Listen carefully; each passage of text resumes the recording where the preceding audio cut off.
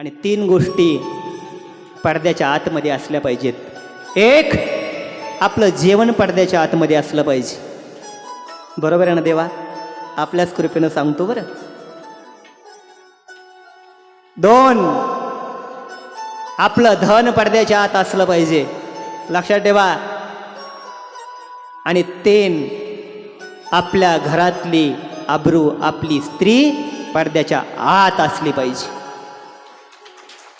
म्हणून तर घराला पडदे लावावे लागतात ना, नाहीतर कोण्या मेल्याची नजर कशी पडेल. पतिव्रता नारी म्हणून आणि त्या शिटीमध्ये मोठमोठे अगदी गरबा रास त्या ठिकाणी भरतात. 100, 200 मुली काय स्त्रिया काय त्या ठिकाणी. ठीक आहे, मुलींनी खेळावं, स्त्रियांनी खेळावं, याबद्दल माझं काही म्हणणं नाही. खेळणं वाईट नाही, आई जगदंबेचा तो एक खेळ आहे. पण त्याच खेळाचा गैरफायदा घेणारे सुद्धा काही राक्षस आहेत. अनेक सुंदर कपडे घालून त्या ठिकाणी मुली येतात, स्त्रिया येतात, पण यांनाच बघण्यासाठी काही दुष्ट राक्षस सुद्धा त्या ठिकाणी मुद्दाम होऊन आलेले असतात. आणि अशा वेळेस नको त्या निमित्ताने नको तसा स्पर्श करून, त्यांना आपलंसं करून, आपल्या जाळ्यामध्ये उडून, स्वतःच्या धर्मामध्ये धर्मांतर करून तुमच्या आबरूची केव्हाच ते धिंडवडे काढतात ते कळत सुद्धा नाही. म्हणून हे जपणं गरजेचं आहे. ऐकलं का? आपण जो आपला छंद जोपासतो तो जोपासत असताना तितक्याच सावधानतेनं तो जोपासला गेला पाहिजे. पुन्हा एक ऐका, आपल्याकडे शाळेला 26 जानेवारीच्या निमित्ताने शाळेमध्ये गॅदरिंग असतंय. काय असतं? गॅदरिंग. आणि त्या ठिकाणी मग शाळेमध्ये कार्यक्रम असतो सुंदर नाच गाण्याचा.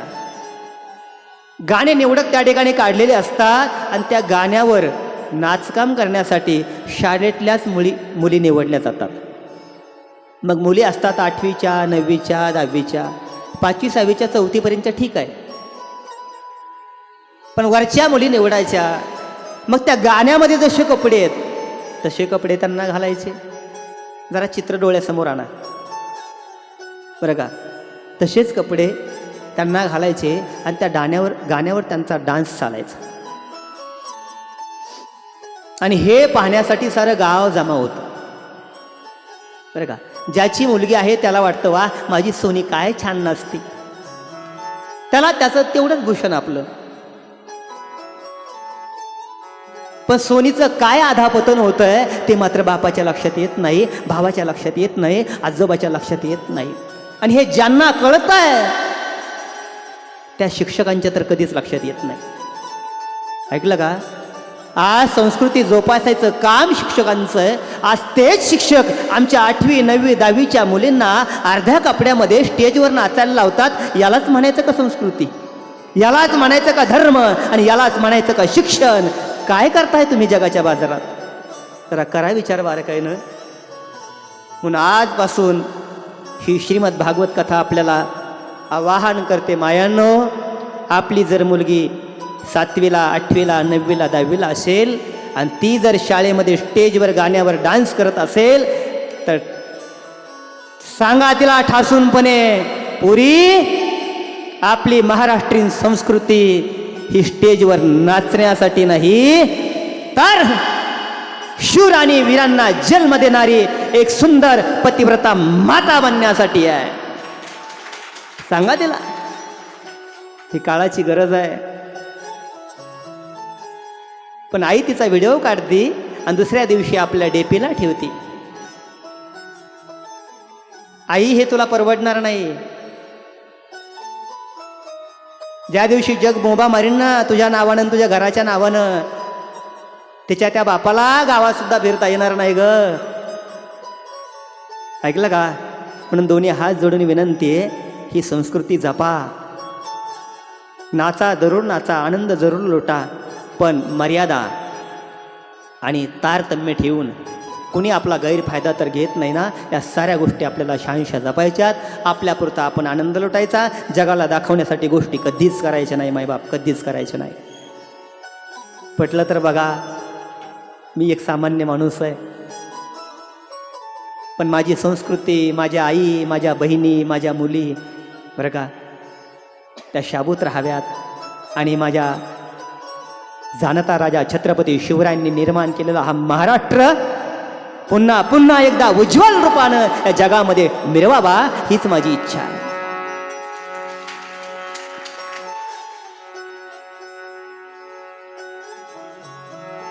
पूर्वी रावण एकच होता मायांनो, पूर्वी रावण एकच होता. आता घराघरामध्ये रावण निर्माण झालेला आहे, गल्ली गल्लीमध्ये रावण निर्माण झालेला आहे.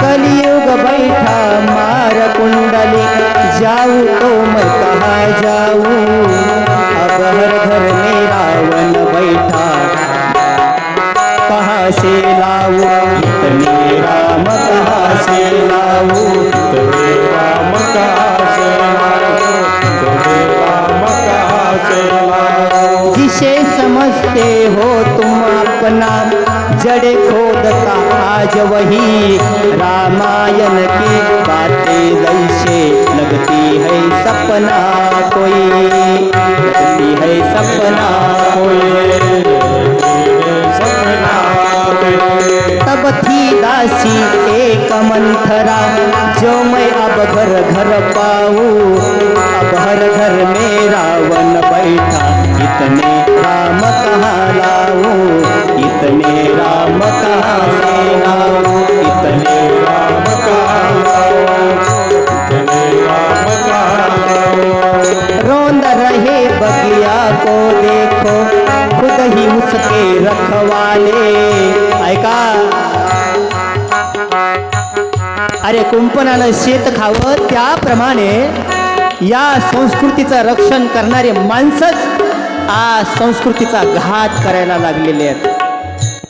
तब था घर का एक भेदी वही आज घर घर पाऊं, अब हर घर में रावण बैठा इतने राम कहाँ से लाऊं, इतने राम कहाँ से लाऊं, इतने राम कहाँ से लाऊं, इतने राम कहाँ से लाऊं, इतने राम कहाँ से लाऊं. कलियुग बैठा मार कुंडली जाऊं तो मैं कहाँ जाऊं, कलियुग बैठा मार कुंडली जाऊं तो मैं कहाँ जाऊं, अब हर घर में रावण बैठा इतने राम कहाँ से लाऊं, इतने राम कहाँ से लाऊं, इतने राम कहाँ से लाऊं.